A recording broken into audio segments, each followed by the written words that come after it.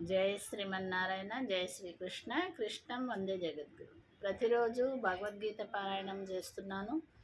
ఈరోజు భగవద్గీత నిత్యపారాయణం పంచమ అధ్యాయంలో 18వ శ్లోకము చదువుతున్నాను.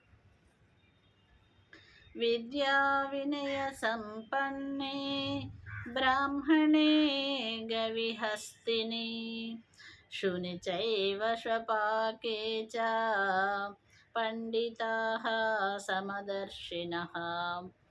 ఈ శ్లోకం యొక్క అర్థం ఏంటంటే, జ్ఞానులు విద్యా వినయ సంపన్నులైన బ్రాహ్మణుని యందును, గోవు యందును, ఏనుగు యందును, కుక్క యందును మొదలగు వాని యందును, చండాలుని యందును సమదృష్టినే కలిగి ఉందురు అని ఈ శ్లోకం యొక్క అర్థం. తెలిసిన వారు, బాగా చదువుకున్నవారు, జ్ఞానవంతులు,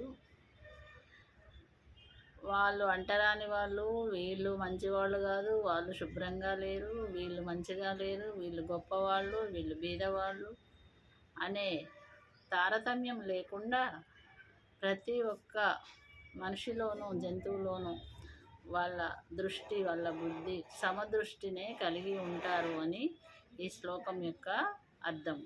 జై శ్రీకృష్ణ. చూస్తూనే ఉండండి భగవద్గీత నిత్యపారాయణం.